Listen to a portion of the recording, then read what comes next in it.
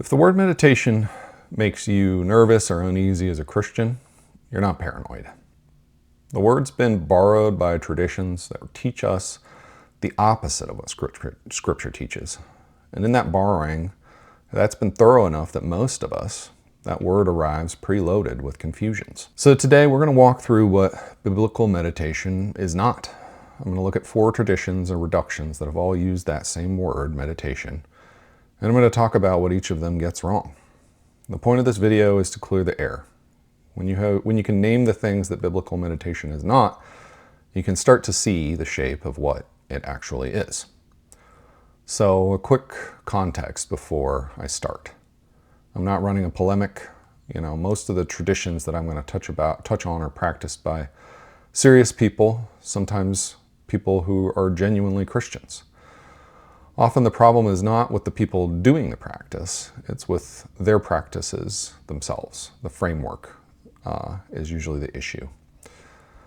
What I'm doing in this video is I'm going to tease those apart, and so you can see the difference between something that disagrees with Scripture and something that aligns with Scripture. From my view, you can't see the shape of a thing clearly until you can tell me what it's not. If you can't explain to me what you don't believe, I have a hard time understanding what you do believe. Or at least I might doubt it. So let's name them. Starting with the most foreign tradition, the one you're probably the most quietly worried about, the Buddhist tradition, the Hindu meditation tradition, transcendental meditation. They aren't the same as each other. Buddhism and Hinduism, they share the same cosmology. Buddhism is ultimately derivative from Hinduism. But they share the same basic position on who God is, if God even exists, who and what the self is. They share a lot of the same things that put them on the other side of the line from what biblical meditation is. The goal in most Eastern traditions is to empty the mind, dissolve your sense of self, detach from desire, detach from the ordinary stream of thought, to sit above it and observe it and watch it. The endpoint, depending on the tradition, is nirvana, non-dual awareness, absorption into some larger thing than yourself, some absorption into the unity, the universal one of all, of everything, the oneness of everything. But basically, they ultimately all kind of boil down to the same idea. You should extinct whatever it is that you call the self. They want to put out the flame of the illusion of the self. Different traditions use different vocabularies, but ultimately they all kind of share that same goal, to extinguish the self, because the self is the source of suffering. Biblical meditation does the opposite. It fills the mind with God, with Scripture, with the truth of who God is, with the word He's actually given us. Rather than dissolving yourself, it turns the self. It builds the self up in who God made you, that person, to be. And it turns that person toward God, so we can delight and glorify Him in His presence. These traditions come from, a different cultural background and context with a different goal from our goal with biblical meditation, and with a different God, or in the case of Buddhism, no God at all, which is not a footnote, but it's an essential part of the practice. It is not a deifying practice. The Buddha is just the dude who managed to achieve nirvana, and he's going to teach the rest of us how to do it. And I know this personally firsthand. Before I came to Christ, I spent nearly 2 years as a serious practitioner of Buddhist meditation. I went to retreats, I read the foundational texts, I went deeply enough to see what the practice was and could do, and deeply enough to see what it couldn't do. And that's a longer story. I'd love to share that. I'm going to share that in my testimony. I'd love for you to watch that video, or you can read it on my blog. For now, what matters is I just want you to know that I am familiar with Buddhist meditation, and I deeply understand the contrast between the Eastern tradition and the Christian tradition. And they're not the same thing in different costumes. They're not 2 versions of the same idea. They're genuinely different practices that happen to share the same piece of vocabulary. The second tradition I want to talk about is mindfulness.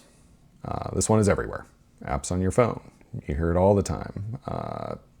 Wellness programs at work, books at the airport, modules in schools these days. Mindfulness-based stress reduction is a clinical framework developed in the late 70s, and its descendants have spread into therapy, education, corporate wellness, and most of the meditation content that you're going to find online today is derived from mindfulness-based stress reduction. And on its own terms, mindfulness can be useful. The research on attention, breathing, the body's stress response, all that stuff is real. I'm not interested in pretending like the wellness industry is making it all up, but useful is one question and faithful is another, and the answers do not line up. The goal of mindfulness is regulation, regulating your attention, your body, your mood, your mind, your body's response to stress. It's a tool. It's a tool for managing your nervous system, for biohacking. The God-shaped center of biblical meditation is not there, by design or by accident, design. And the discipline of mindfulness ends up aiming at the body and the mind, with the person who is the whole person, the whole self, is left out of the picture. It doesn't in any way, shape, or form address, and actually I find this ironic, it doesn't address the spiritual self. It does, accidentally, and actually it's how I became a spiritual person to begin with, was I incidentally encountered my spiritual self by beginning with mindfulness-based stress reduction. But that's the trap. Biblical meditation also calms your body, also steadies your attention, it also lowers the volume on anxiety. It gives us real fruit in the body, and that is just part of it. That's just simply true. If you meditate, you will experience those things. But those things are byproducts of our attention given to God. They're not the goal in themselves. And the moment they become the goal, the practice has been hollowed out and refilled with something therapeutic or even spiritually dangerous, which I'm going to talk about that more in future videos as well. If you come to meditation looking for stress relief, you're going to get it. And if that's your only goal, you're going to have missed almost everything that biblical meditation is actually for. And the third tradition, this one is the hardest of the four to talk about because most of the people teaching it are sincere Christians. They're often pastors and writers, and they're people that I often have a lot of respect for, and I want to be careful here. The contemplative Christian tradition draws from Catholic and Orthodox mystical teachings. Centering prayer is a visible modern form, popularized by Thomas Keating and Basil Pennington in the 70s. They took it up in response to transcendental meditation. There's also the Jesus prayer, that comes from the Eastern Orthodox tradition. There's also a Catholic tradition called Lectio Divina, and the way that's typically taught now comes through the Benedictine tradition. And with all of these, the impulse driving them is genuine. People want deeper communion with God. They sense something is lost in the surface engagement with Scripture and prayer, and their prayer life isn't doing everything that they hoped for, everything they prayed for. And so they're reaching for something else. They're reaching for something that they hope is more rich, something that's going to give them a deeper engagement with God. And that's good. The impulse is good. That's a good thing to want and a good thing to seek.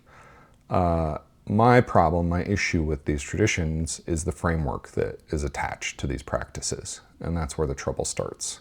The goal of emptying yourself through these traditions is that God communicates directly with the soul, they say, and that it's beyond words, that there's a mystical connection that happens between you and God that goes well beyond what Scripture warrants. And that's basically ultimately my problem. It just goes beyond Scripture. There's another way it's taught with a sacred word. They'll choose a single sacred word, often God or love, and that they return their attention to that word again and again when the mind wanders. And this technique was borrowed with some adjustments from early Christian mystical sources, and in a lot of places from Eastern sources. Like I was saying, these two traditions really are Catholic and Eastern Orthodox. And my problem really is just what they're adding to Scripture. From my perspective, the Bible is enough. It's enough for meditation. It's enough for prayer. We don't need a tangential technique that goes beside Scripture. There's a lot of risks there. And for me, the Bible is enough for a deeper communion. And it's enough to reach what these mystical practices and techniques are teaching you or trying to teach you to do. The Bible and Scripture and our own experience is enough to reach that same level of union with God. And the biblical witness gives us all the ground that we need. And the ground is firmer than any parallel tradition, any parallel technique that's being held up next to Scripture. That's what I say. And that's the thing. These are sincere people with a sincere desire and a good heart. What they're after is a good thing. But they're putting too much emphasis and giving too much power to a human, culturally created technique and practice. And that's my issue. And it takes them somewhere that Scripture doesn't go. And I'm just leveling the critique. I'm not contemptuous of these people. I've learned a lot from reading from the contemplative tradition. When I first started studying meditation, The Cloud of Unknowing was an incredibly helpful and inspiring book. But I ultimately have rejected a lot of these ideas. Because from my perspective, a biblical practice does not need to be augmented. It doesn't need a parallel tradition. And there's one more that I wanted to talk about. And actually, this is kind of an error from within. It's kind of the opposite error of everything that I've talked about before this. And it's kind of what I would characterize as the contemporary Protestant rejection of meditation. And actually, it's not a rejection. It's more like a reduction. What we see is Protestants say, read your Bible, think about it, apply it, move on with your day. That's meditation. And I think it's well-meaning. I understand how they got there. I understand why that they reject meditation. I understand why they don't want to expand its meaning. But I also think, looking at the Reformers, looking at the Puritans, it's an incomplete picture of what meditation is in Scripture and what Scripture calls it, the way that Scripture calls us to meditate. It's not what Scripture calls us to do. Meditation in Scripture is more than just reading or review, cognitive work. The Hebrew word for meditation in Scripture is hagah. It's visceral. It's a muttering, a recitation. It's a chewing of that passage in your mouth. It's the lion growling over his prey in Isaiah 31. In Joshua, book 1:8, the book of the law shall not depart from your mouth, but you shall meditate on it day and night. Whatever Joshua means by meditate day and night, it's not skimming a chapter on the way to breakfast and, I should think about X, Y, and Z before my small group tonight. Biblical meditation engages your whole body, your whole person, your whole body, your whole mind, your whole soul.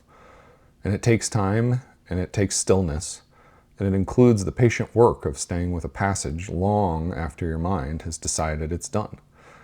Reading your Bible is good. Praying is good. It just isn't the same thing as meditating on the Word day and night. And I have a hard time believing that that's what God was commanding us to do there. Like, just make a little Bible time, you're good to go, check the box. And don't get me wrong, I understand. I've got 2 kids, I've got a job, a career.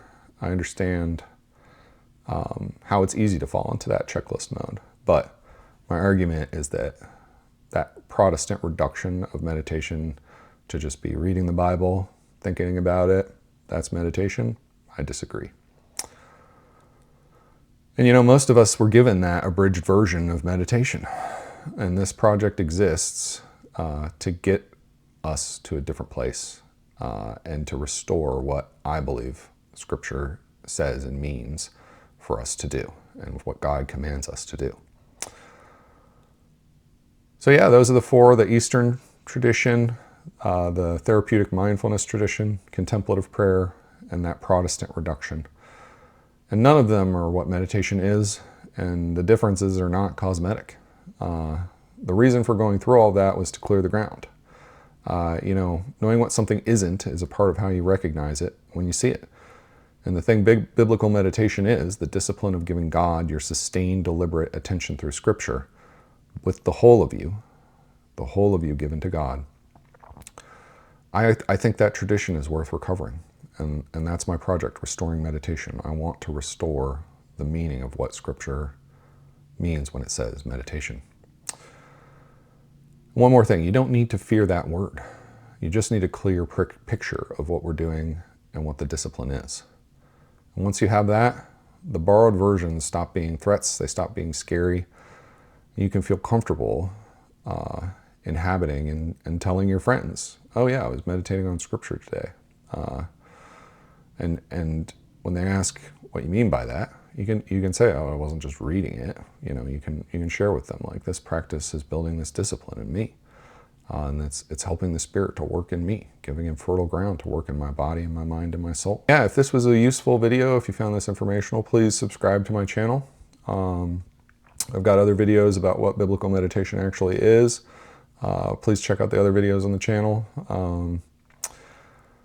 And yeah, if you want to read more, check out my website, restoringmeditation.com. I've got articles, etymology, scripture studies, history. I've got a newsletter. I've also got guides so that you can follow a path, not have to think about, oh, what am I going to meditate on today? It's got all the scriptures selected via a little calendar, so you can just pick it up and go. And yeah, if you've got questions, pushback, concerns, leave them in the comments. I love to engage with folks. I learn from people every day as I'm working on this project. Or just email me at restoringmeditation@gmail.com. I'd love to talk to you.